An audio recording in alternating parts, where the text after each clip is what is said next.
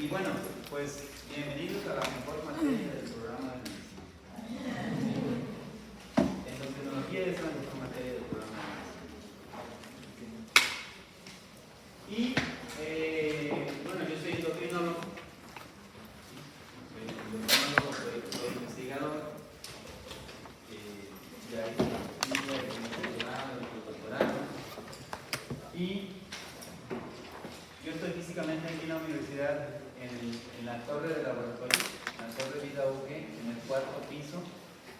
Está el laboratorio de investigación y metabolismo, ahí estamos ubicados físicamente, por si alguna vez ocupan algo, ¿sí? Ahí nos pueden encontrar. Entonces, les voy a comentar cómo vamos a llevar la materia. La materia es una materia corta,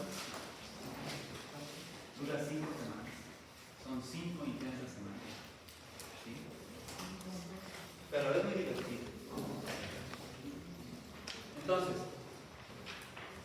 ¿cuál es la dinámica de la materia? Ya todos, bueno, creo que ya la mayoría pudieron ver el programa de la UDA, ¿no? Sí. La plataforma de Zoom. Creo que hay por ahí algunos de ustedes que no están inscritos todavía, entonces ahorita nos pasan sus correos para registrarlos.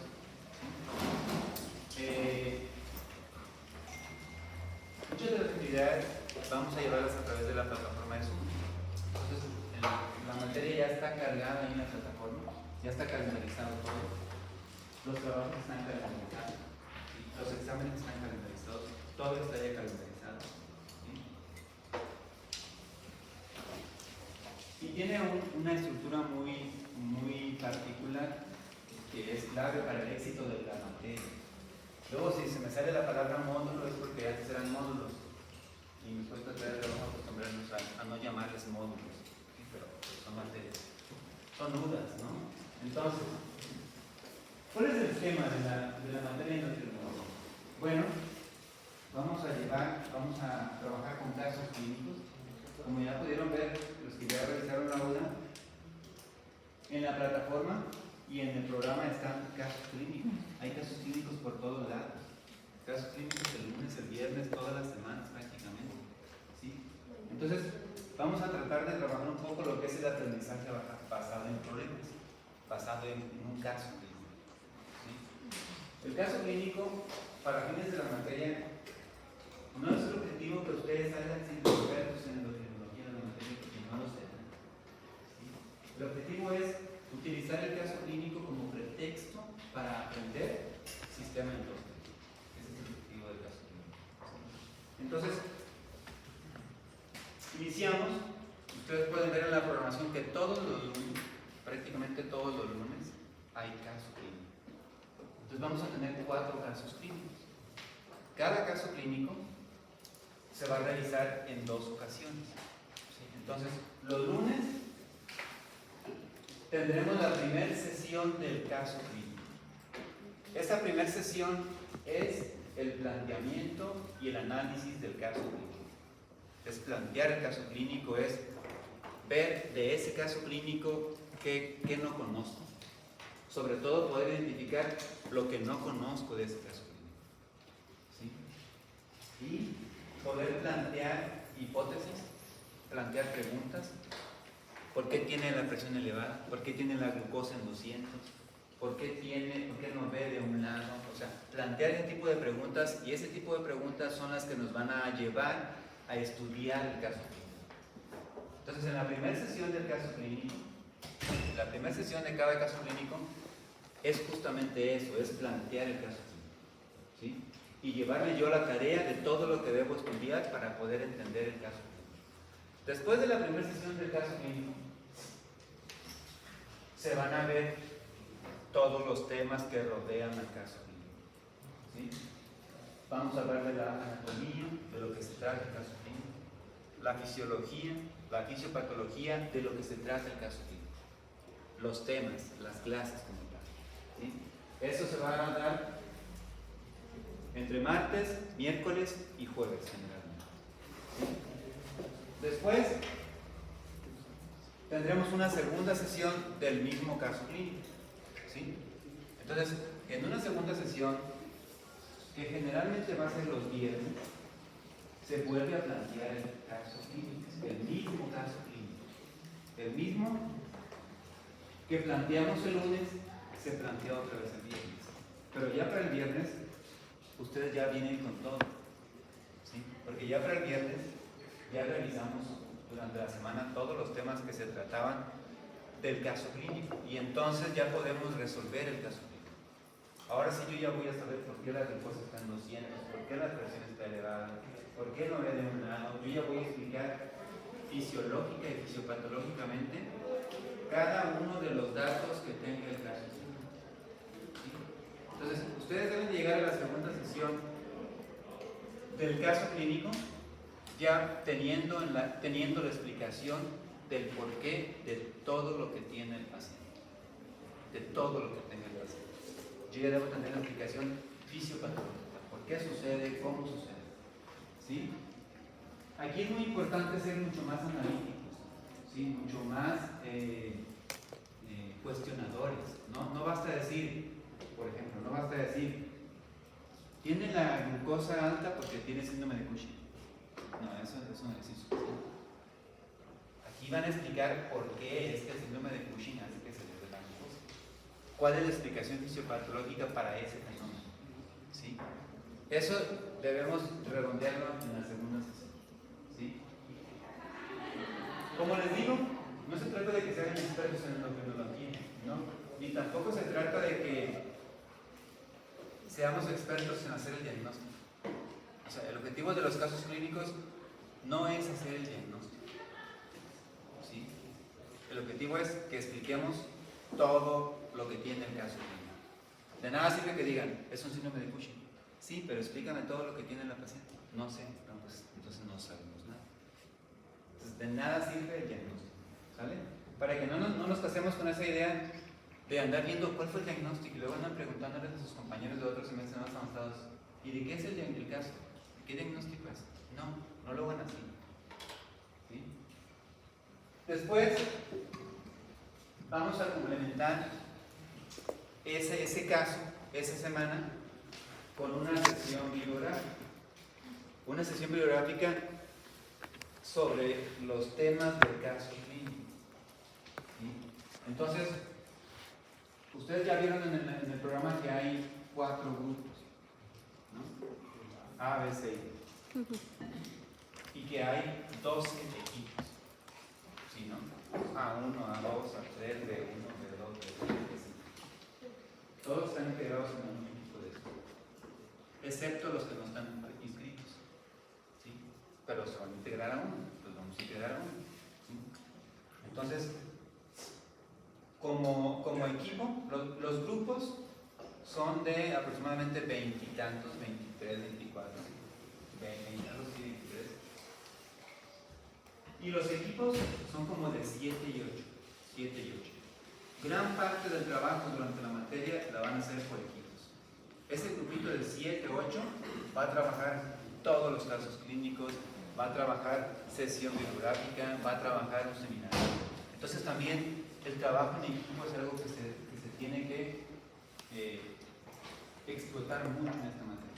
Trabajo en equipo. Porque como médicos siempre trabajamos en equipo. ¿Sí? Entonces, todos ustedes tienen ya asignada una sesión bibliográfica de un tema en particular. Creo que tenemos 4 sesiones bibliográficas. Una es de hipófisis, suprarrenales, tiroides y metabolismo del calcio. Son 4. Entonces, a los que le toque la sesión bibliográfica, son 4 grupos, A, B, C y D. Entonces, son 4 sesiones. Cada grupo le toca una sesión bibliográfica. Pero la sesión bibliográfica es que tienen que ustedes presentar un artículo aquí, un artículo de investigación original que haya sido publicado en inglés, que sea reciente, es decir, de 5 años para acá, y ese artículo ustedes lo van a presentar aquí ante sus compañeros. Entonces, cada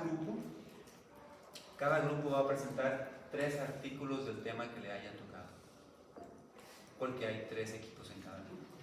Pues al primer equipo que le tocan los de hipófisis, que les tocan el próximo jueves, entonces cada equipo, el A1, el A2 y el A3, tienen que buscar artículos sobre hipófisis, de cualquier tema que sean, pero de hipófisis, ¿sí?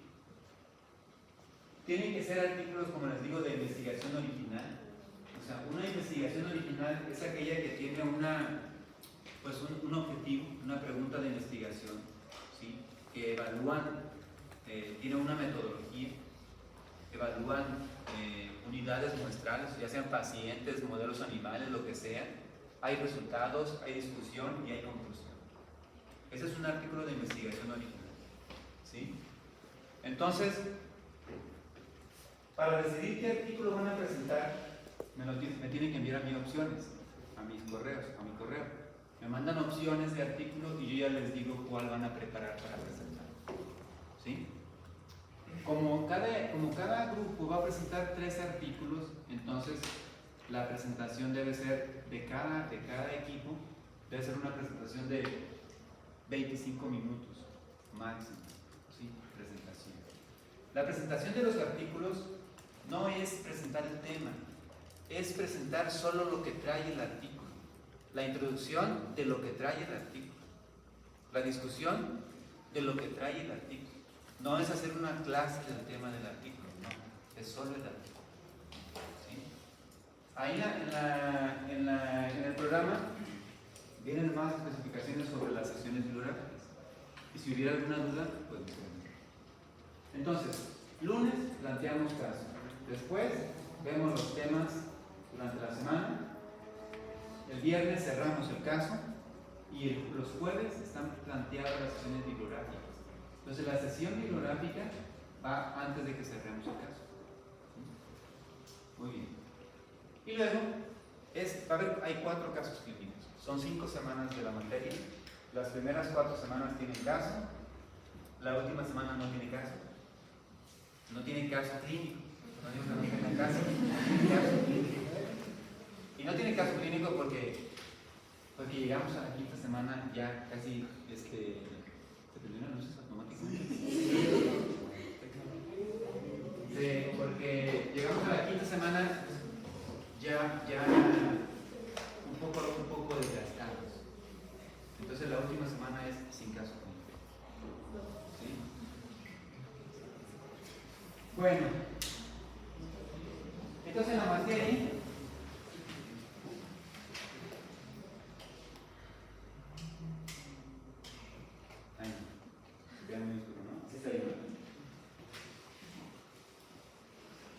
entonces, pues todo se tiene que estar evaluando, ¿sí? El objetivo de la materia es que aprendan. El objetivo no es que reprueben o regañarlos o decirles que no saben o que no estudien. Que sí se les vamos a decir que no lo hagan. Pero ese no es el objetivo de la materia. El objetivo es que aprendan, ¿sí? Y sobre todo que aprendan solitos. No que aprendan lo que nosotros les digamos de acá. Porque nosotros no sabemos todo, o sea, somos ignorantes en muchas cosas. O podemos estar equivocados, entonces no nos crean todo lo que les digamos. ¿Sí? Entonces, hay una evaluación semanal. Cada semana, los viernes, hay una evaluación intermedia. ¿Sí? Es una evaluación muy breve sobre los temas que se vean en esa semana. ¿Sí? Es una evaluación que va a ser por la plataforma en línea y que la vamos a hacer aquí en el salón. Aquí con su celular, con su computadora, con su iPad, como quieran. Porque es una evaluación muy corta. Son evaluaciones puede ser desde una pregunta hasta 20 preguntas. 25 preguntas, 5 preguntas, 10 preguntas, no sé cuántas pueden ser, pero son muy cortas. Generalmente son evaluaciones que terminamos en 5 o 10 minutos. Eso es con el objetivo de que ustedes vayan viendo semana tras semana cómo vamos. ¿Sí? ¿Cómo vamos? ¿Qué nos está faltando? ¿De acuerdo? Y cada semana va a haber una autoevaluación. Es decir, ustedes cada semana van a tener que contestar un instrumento de autoevaluación, muy breve, ¿sí? Para que nos hagan saber cómo perciben su desempeño ustedes. Y además, va a haber un formato de coevaluación. O sea, ustedes van a evaluar a sus compañeros, pero no van a evaluar a todo el grupo, claro que no. ¿Sí? Solo van a evaluar a sus compañeros de equipo. O sea, ese equipo de 7, 8, entre ustedes se van a evaluar. Cada quien en un formato que van a llenar en línea. Ahí van a poder poner cómo evalúan el desempeño de cada uno de sus 6 o 7 compañeros. Y hay que ser objetivos. No se trata de ni echarle todas las flores, ni tampoco tirarle así, sin fundamento. Hay que ser objetivos. Es un buen ejercicio, ¿sí? Son formatos que a ustedes no les va a llevar nada llenarlos, los llenan en 5 minutos, 10 minutos, no es como para estresarse, eso, ¿sí? Pero este formato, esta evaluación, se hace todos los viernes. Se hace después del caso clínico.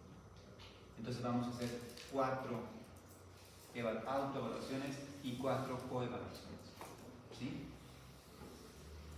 Entonces el viernes cerramos, el jueves sesión bibliográfica, el viernes cerramos el caso, tenemos la evaluación intermedia, autoevaluamos y coevaluamos y cerramos la semana.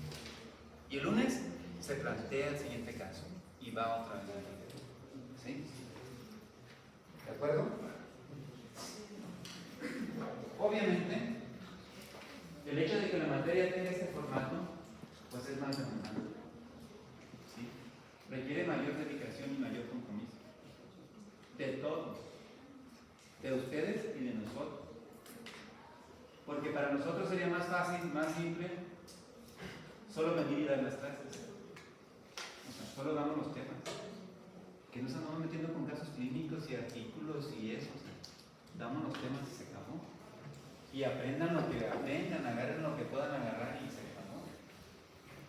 Pero no, queremos que aprendan.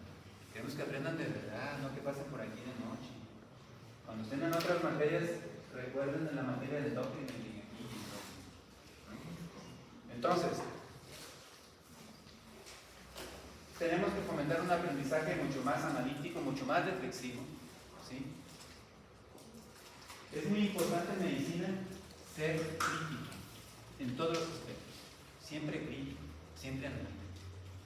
Siempre, siempre, siempre. Donde sea que estén, los que terminen, donde sea que estén ejerciendo la medicina, viendo pacientes, investigación, docencia, lo que sea, hay que ser siempre críticos. ¿Sí? Hay que participar, obviamente. Si no hay participación en los casos clínicos, no esperen tener una buena calificación. O sea, si no participan, no esperen tener una buena calificación. ¿Sí? Si se les pregunta en los casos clínicos y no responden, no saben, no estudian, pues no esperen que les vaya bien. ¿De acuerdo? O sea, no creen que solo con estar presentes es suficiente. No. Trabajo en equipo. Mucho trabajo en equipo. ¿Sí? Y cada grupo va a presentar un seminario. Creo que en la UDA están. ¿Cómo están? Se me hace que a uno les toca seminarios, ¿sí? No, a todos les toca seminarios. Hay 4 seminarios, hasta donde recuerdo. Hay 4 seminarios y entonces cada equipo va a presentar un seminario. O sea, el equipo de 20 y tantos va a presentar un seminario. El seminario no es otra cosa que preparar el tema, ¿sí? Ponerse de acuerdo con el profesor que tiene asignado esa sesión para que ustedes preparen el tema y ustedes lo presenten. Todo el grupo presenta el tema. Ustedes saben si de los 24 o 25, si solo lo presentan 2 o 3 o si lo presentan todos. Ustedes se ponen de acuerdo. Y el primer seminario es, creo que mañana o pasado mañana. ¿Sí? Y el segundo es, creo que al día siguiente. Entonces, los grupos hay que trabajar ya. Hay que ya trabajar, ya. ¿Sí? Muy bien. ¿Hasta aquí alguna duda? A ver. Bueno, ya sí está claro esto de los grupos, ¿no? Sí. No. Hay una modificación en la materia, en el programa. La última versión fue cargada, yo la subí a la plataforma ayer como a las 11 de la noche. Esa es la fuente. ¿Sí? Hubo algunos cambios menores, porque hubo algunos profesores que ayer me solicitaron algún ajuste de horarios. Entonces, la verdad es que algo que no nos gusta, por lo menos en la materia de endocrino, que no nos gusta, que realmente no nos gusta, ¿sí? Es estar cambiando los horarios. Es decir, estar cambiando el horario de las sesiones o reprogramando, eso no nos parece, no nos gusta. ¿Sí? Aunque yo mismo he reprogramado sesiones mías, tampoco me gusta, ¿no? A veces lo tiene uno que hacer por los tiempos. ¿Sí? Nosotros tenemos proyectos de investigación corriendo actualmente y hay cosas que atender de ellos y pues tenemos que reprogramar alguna sesión. Pero tratamos de que la reprogramación de sesiones sea lo menos posible. Lo menos, ¿sí? Entonces, en la última materia, el último archivo que está ahí en la plataforma en Zoom, la que está actualmente, es la final, ¿sí? Solo se cambió algún horario de un grupo de casos clínicos. La doctora Constanza, que está con el grupo D, me pidió algunos cambios. Entonces, se movió su horario de caso clínico para que lo revisen los del grupo D. ¿Sí? Y otros compañeros me pidieron un cambio de horario de otra materia, de otra sesión que es hasta como en 2 semanas, que no deja nada. ¿Sí? Y básicamente. Entonces, ¿cómo vamos a calificar? Bueno, las evaluaciones intermedias, que son semanales, es un 20% de toda la calificación. Va a haber un examen parcial, también escrito y en línea, 20%. ¿Sí? Una evaluación final, escrita, de toda la materia, 20%. Casos clínicos, 40%. ¿Sí? Los casos clínicos se califican de dos. Es decir, hay 2 puntos que se le califica al caso clínico. El desempeño durante el caso clínico, o sea, su desempeño en las sesiones, con el profesor que tengan en el caso clínico. El grupo A estará conmigo, el grupo B estará con Steffi, el grupo C estará con el doctor Alberto Aguilar y el grupo D con la doctora Constanza Leaños. Todos los profesores que participan en el módulo lo hacen con una disponibilidad excelente. Todos. Súper buena disponibilidad de todos los profesores. Así que hay que aprovecharlo. Y entonces cada profesor le va a asignar a cada alumno de su grupo una calificación según su desempeño. Si participa, no participa, si estudia, no estudia, si sabe, no sabe, trabaja en equipo, no trabaja en equipo, etc. Y además, el otro 20% va a ser de un reporte que ustedes tienen que entregar. ¿Sí? Cada semana, por equipo, nótese que grupo son A, B, C y D. Equipo es el A1, el A2, el A3, etc. ¿Sí? Entonces, cada semana, por equipo, tienen que entregar un reporte del caso clínico. ¿Sí? Entonces, cuando cerramos el caso clínico, ya el equipo tiene que reunirse, como ustedes quieran, y hacer un reporte del caso clínico. Ese reporte debe tener varios aspectos. Esos aspectos se califican con una rúbrica. La rúbrica está en la plataforma. Entonces vean lo que tiene la rúbrica para que no se les pasen cosas. La rúbrica incluye que ustedes deben de ponerle pues obviamente una portada y que deben de primero hacer una lista de las ignorancias. Es decir, la primera sesión cuando vimos el caso clínico, ¿qué cosas no conocíamos del caso clínico? No sabía qué era la cefalea, apoplejía, hemianopsia, etcétera, porque no lo sabía, son ignorancias, no lo sé. Entonces tienen que poner muy claramente en su reporte de caso clínico ignorancias. Y luego les pide que hagan una explicación fisiopatológica de cada uno de los datos del caso clínico, que lleguen a una conclusión, que integren el caso clínico, que lleguen a un diagnóstico, que propongan un tratamiento. Es un reporte que tiene que ser máximo de 2 a 3 cuartillas, más la portada. ¿Sí? Ahí está especificado todo en el programa de la materia, ¿no? Entonces, el reporte vale 20 puntos. ¿Sí? 20 puntos. Obviamente el caso clínico tiene un peso importante en la calificación, porque tiene un peso importante en la materia. ¿Sí? Hay aspectos que no dan calificación, que no dan puntaje, pero son prerequisitos. Si no los tienen, no tienen calificación. Si no participaron en una sesión bibliográfica, si no participaron en un seminario, si no hicieron alguna autoevaluación o coevaluación, no tienen derecho a calificación. Pierden el derecho a la calificación. ¿Sí? Esos son prerequisitos. Muy bien. Ahí está. Prerequisito, prerequisito, prerequisito. Ustedes van a hacer unos reportes de lectura. ¿Sí? En el programa está calendarizado que hagan un reporte de la lectura de un artículo. Ahí está como una tarea en Zoom. ¿Sí? Y ahí está en esa tarea, está el artículo anexado. De ese artículo lo que tienen que hacer es leerlo, estudiarlo y hacer un resumen.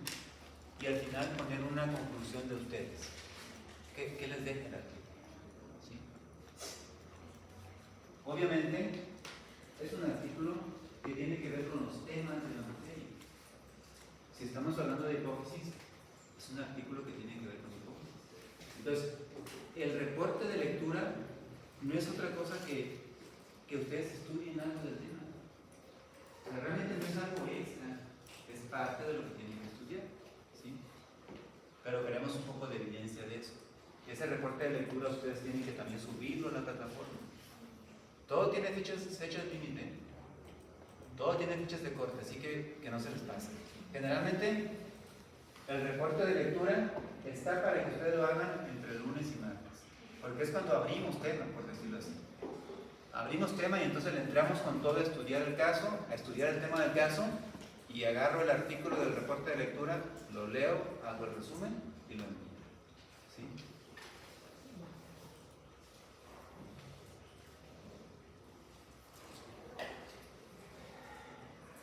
Esos son mis correos. ¿Sí? El que más uso es el de Gmail, la verdad, pero también uso el de aquí de la universidad.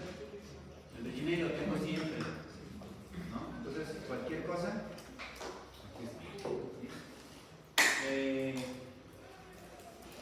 Ya les comenté dónde estamos físicamente. Ya tiene. ¿Está Diana? ¿Dónde está? ¿Diana? Ya tiene mi teléfono, mi número de teléfono Diana, por cualquier cosa que se ofrezca, que sea importante de preferencia. ¿Sí? ¿Y hay alguna duda? ¿Algo que se me pasa con el teléfono? ¿No? ¿Sí? ¿Sí? Una bibliografía sugerida. Ok. Bibliografía cualquiera. Cualquier libro de fisiología, de endocrino o de medicina interna. Claro, el mejor libro de endocrinología es el Becker de endocrinología, que no está aquí en el biblioteca. ¿Sí? Pero está la versión en línea, creo. El Becker de endocrinología, el Williams de endocrinología. porque son como más complejos. Está el Greenspan, están otros que son un poco más resumidos. También les puede servir, pero luego traen cosas muy resumidas y cuesta entender. ¿Sí? Entonces, cualquier libro de estos, y además, prácticamente de todos los temas, nosotros les vamos a facilitar artículos de revisión sobre estos temas. De hecho, en la plataforma de Zoom hay una sección que dice artículos. Si entran ahí, hay artículos prácticamente de todos los temas. Entonces, de todos los temas les pasaremos artículos recientes. Entonces, yo diría que del aprendizaje para la materia, la mitad es de textos básicos, libros, y la otra mitad debería ser de arte. ¿Quién no está inscrito en la plataforma? 1, 2, 3, 4, 5. ¿Y por qué no están inscritos? ¿Por qué no? Es que No apareció su nombre cuando... no lo teníamos en la... no salió, ¿verdad? No me salía. ¿Y tienes tu correo de la universidad? Bueno, nos hacen llegar una listita, ¿no? Con Sí. su nombre y correo. Los que faltan. Creo que tú la tienes ya, ¿no? Yo tengo ya la lista. Ok, si quieres me la reenvías. Ok, perfecto. Sí. Muy bien. ¿Alguna otra duda? ¿No? Bueno, entonces vamos a empezar con eso. Ya nos queda muy poco tiempo para el primer tema, que realmente no es un tema, es una introducción a lo que es la endocrinología.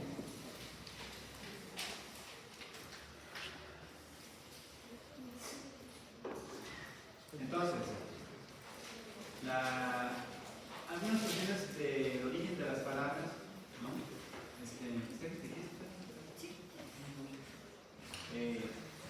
Lo que significa hormona. Hormona significa algo que es capaz de despertar un efecto, despertar una acción. Hormona. ¿Sí? No estamos hablando con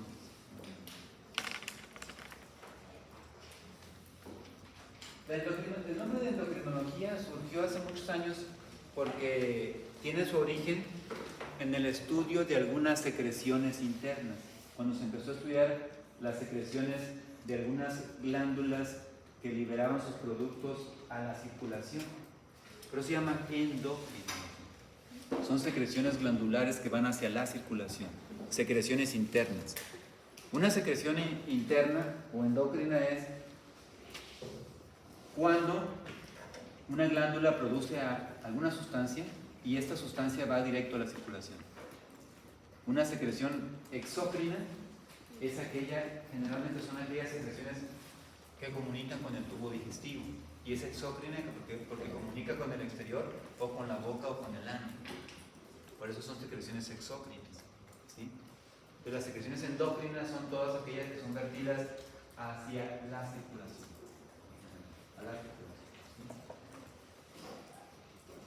Entonces, un punto importante también que se me pasaba a comentarles es que hay que ser muy honestos, ¿sí? Actitudes antiéticas, irrespetuosas, etcétera, equivalen a no acreditar la materia, ¿sí? Nos ha pasado, ya en ocasiones pasadas, cuando luego tiene que hacer algún reporte del caso clínico y luego, son bien obvios. Plagiar contenido de internet solo para poner en el reporte del caso clínico es eso, es plagio, ¿sí? Y eso equivale a no acreditar la materia. Entonces, ustedes esfuércense un poquito solos, ¿no? Nos ha pasado que nos hemos dado cuenta porque revisamos los reportes y tenemos manera de saber cuando hay información así, que es plagio. Entonces, nos ha pasado que por cosas tan simples, compañeros, ustedes han sacado cero. Solo porque les dio flojera buscar la definición de algo y estudiar ellos y poner su definición, y entonces están copiando lo peor es que copian de Wikipedia, cosas sin fundamento, y lo pegan literalmente en el reporte. Eso es plagio y eso equivale a no tener calificación en la materia. Pues actitudes de ese tipo no son bienvenidas aquí. Muy bien. Entonces la endocrinología estudia todo lo que es la comunicación entre los componentes de un organismo vivo, ¿sí? Porque estudia lo que es las secreciones glandulares y cómo estas secreciones glandulares pueden influir en la regulación de la función de diferentes células, tejidos, órganos, sistemas. Y todo esto se da a través del uso de mensajeros químicos, que son las hormonas, ¿sí? O también se les conoce como ligandos, hormonas o ligandos, ¿sí? Y esto nos ayuda a mantener la homeostasis, ¿de acuerdo? Es puro rollo, ¿eh? Para que esto funcione, estas hormonas o ligandos deben de actuar en algún lugar, ¿sí? Entonces, están los receptores. Toda hormona tiene un receptor. Todo receptor tiene una hormona. Generalmente, los receptores sirven para que se amplifique la señal de la hormona. La hormona o ligando lleva un mensaje y ese mensaje va a ser dejado al receptor y el receptor va a amplificar ese mensaje y lo va a transmitir hacia dentro de la célula. Esta unión de la hormona con su receptor tiene ciertas características. Es una unión que generalmente es rápida, es reversible, ¿sí? Llega a un punto de saturación. Depende de circunstancias del medio, el pH, temperatura, etc. Y generalmente son muy específicos. Es decir, cada hormona tiene su receptor. Un receptor solo puede responder a una hormona. Nada más. Son muy específicos.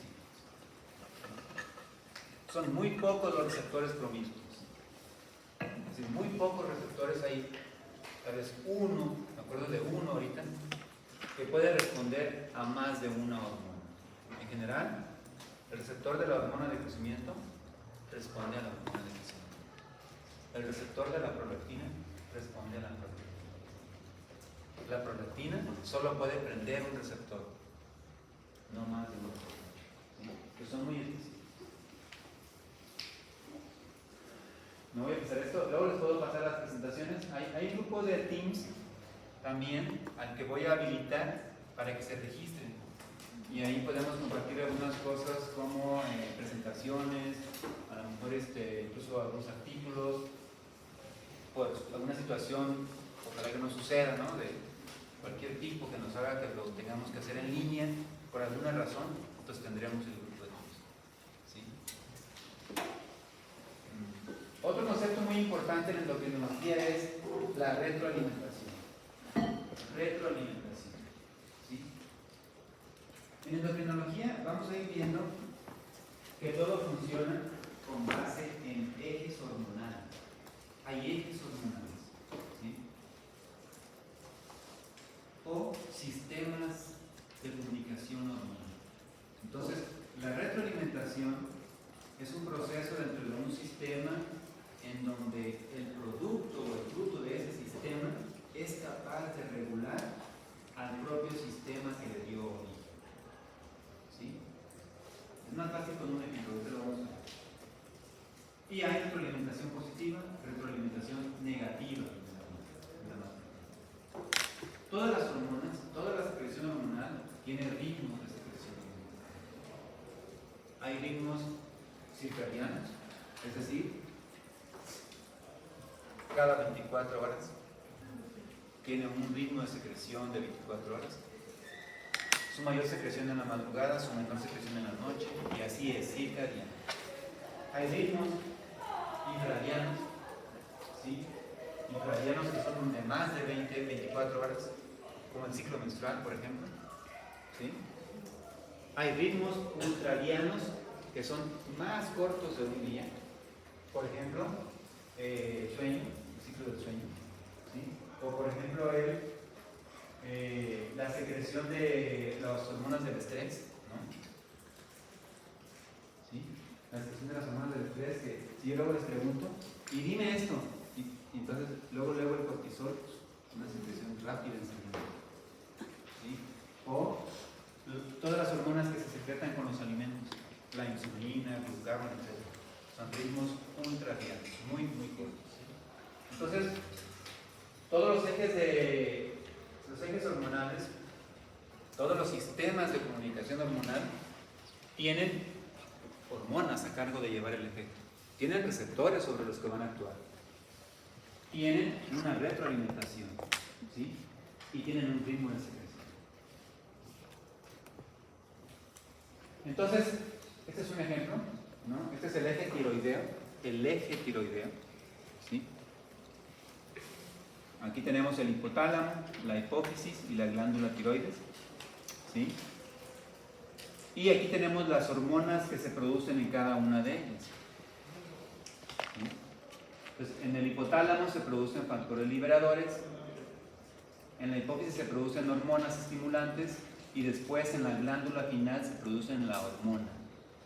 Entonces, para el eje tiroideo se produce un factor liberador en el hipotálamo que actúa sobre la hipófisis y la hipófisis va a secretar una hormona que es la tirotropina o hormona estimulante de la tiroides, y a su vez la tirotropina va a llegar a su receptor en la tiroides y va a estimular la secreción de hormonas tiroideas. Entonces, este es un sistema, es el sistema del eje tiroideo.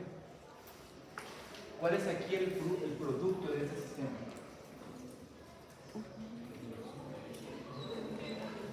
¿Cuáles son? Las hormonas tiroideas.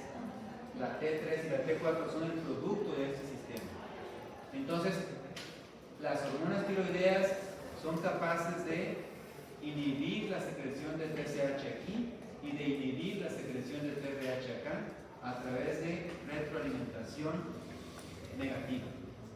Por eso decimos que la retroalimentación es aquello en la que el fruto de un sistema es capaz de regular al propio sistema que le dio origen. ¿Sí? Entonces, todo funciona con retroalimentación. Por ejemplo, si hubiera mucha hormona tiroidea en la sangre, eso es capaz de inhibir al sistema. ¿Por qué? Porque la hormona tiroidea inhibe aquí e inhibe aquí. Y lo inhibe para regularse. Porque si hay mucha hormona tiroidea, ya no se ocupa que haya más hormona tiroidea. Por lo tanto, hay que bloquear al sistema para que no produzca más hormona tiroidea. ¿Sí? Ya lo veremos cuando hablemos de tiroides. Solo son ejemplos de retroalimentación. El eje del cortisol, el sistema del cortisol, algo parecido. Hipotálamo, hipófisis, suprarrenales. El producto del sistema es el cortisol. Entonces el cortisol es capaz de inhibir a la hipófisis, inhibir al hipotálamo, para que se inhiba el sistema. ¿Sí? Es retroalimentación negativa. Y en ese sentido, decimos que son ejes cerrados. Son ejes cerrados. O sea, están siempre cerrados. Si falta cortisol, si hay poco cortisol, esto se activa mucho para producir más cortisol. Si hay mucho cortisol, esto se inhibe. Entonces, están cerrados, siempre están balanceados. Los ejes se rompen o se abren cuando hay patologías. Cuando hay patologías, se pierde el eje, se pierde la retroalimentación. ¿Sí? Ya lo veremos. Pero no todos los sistemas y los ejes son tan simples como el tiroideo. El eje tiroideo es de los más simples, de los más sencillos. ¿Sí? Shh.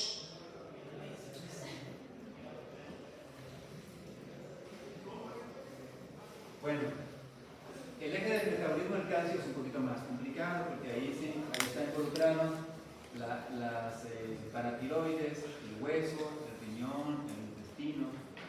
Pues este está un poquito más complicado, solo porque el eje de la hormona de crecimiento también es parecido: hipotálamo, hipófisis, hormona de crecimiento, etc.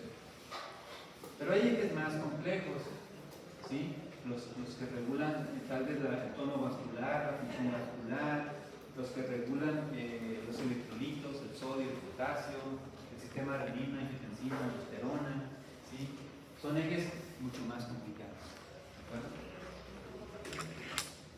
Y entonces las hormonas se pueden clasificar de dos maneras. Uno es por su estructura. Tenemos hormonas aminoácidos, tenemos péptidos, tenemos hormonas esteroideas y tenemos ácidos grasos.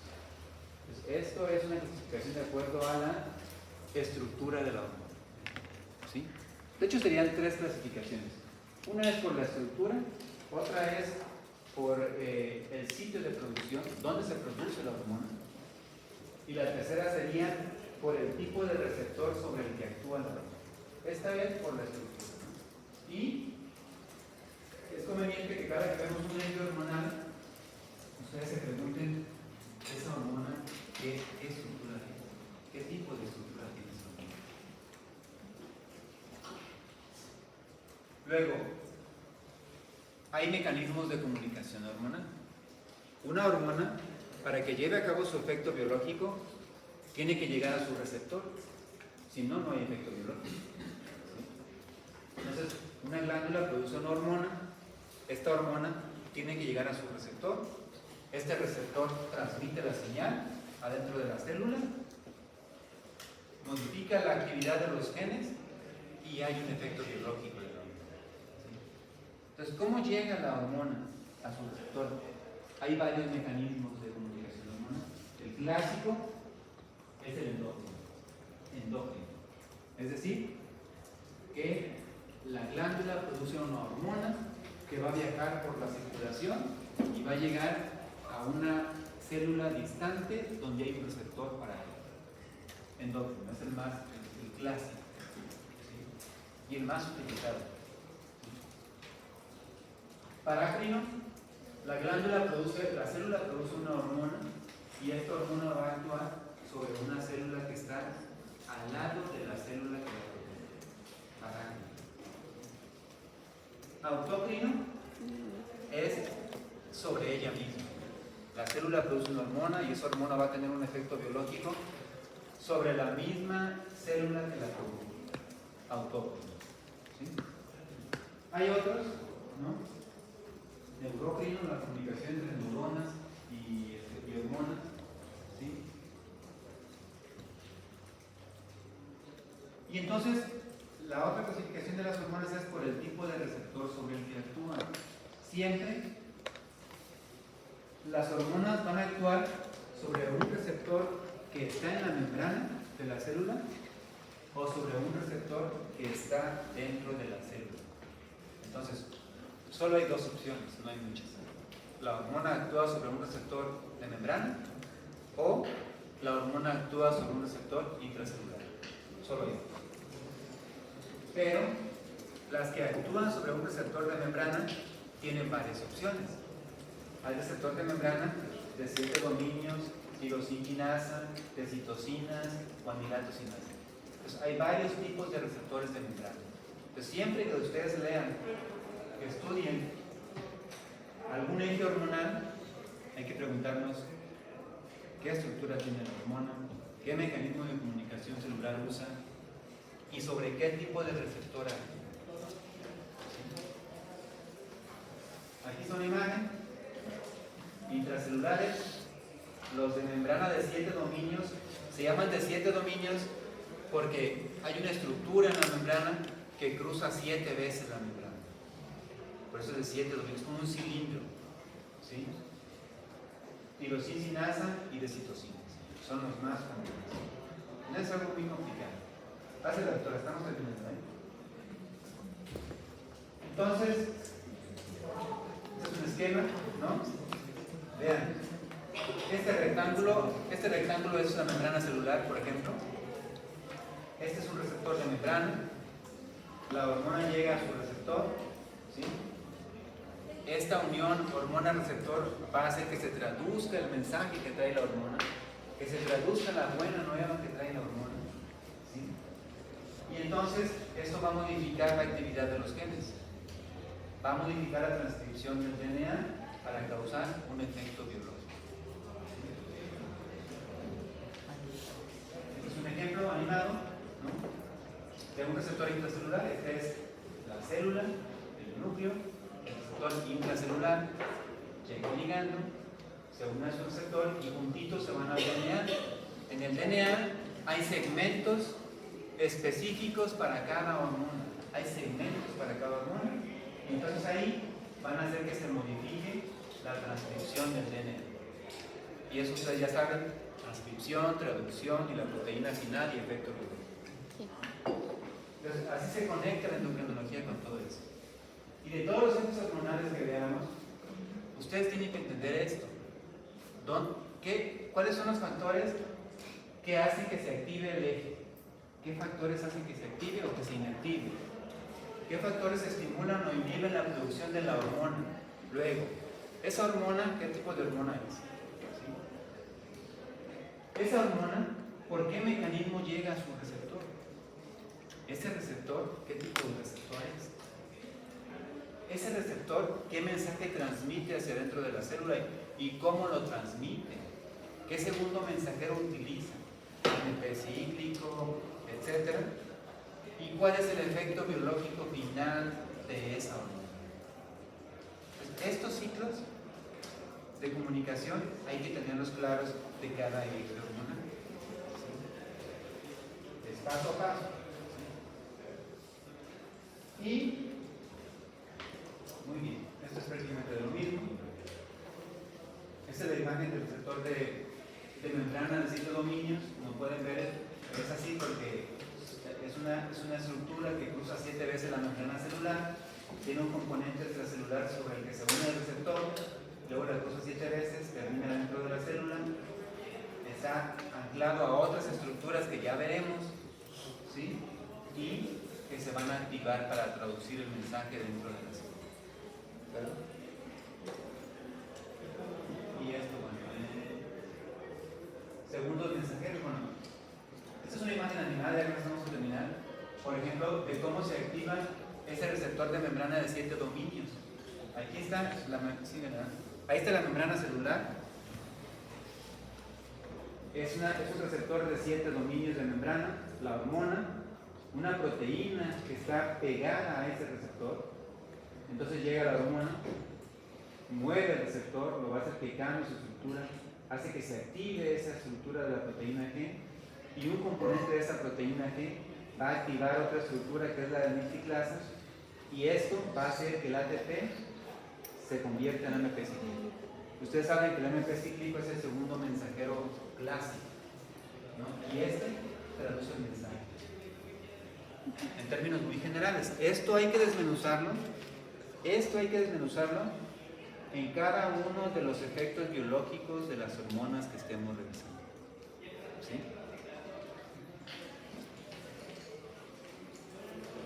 Muy bien. Bueno, aquí le vamos a dejar ya.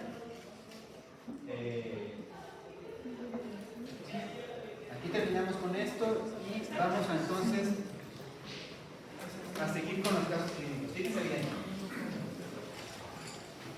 Si ustedes ven el programa de la materia, hay muchos tiempos libres. Hay muchos tiempos libres. ¿Sí? Aunque la compañera haga así como el gesto de tiempos libres. O sea, ese es justamente el objetivo de que sea así. El objetivo es no cargarlos de que estén aquí sentados con tantas clases. El objetivo es que tengan tiempo para que ustedes estudien. Hoy, por ejemplo, solo falta el caso clínico y ya. Los demás días son pocas sesiones. El jueves solo tenemos la de artículos en algunas ocasiones. El viernes solo es el caso clínico. Entonces, lo que quiero es que usen su tiempo adecuadamente. ¿Sí? Que usen el tiempo para estudiar.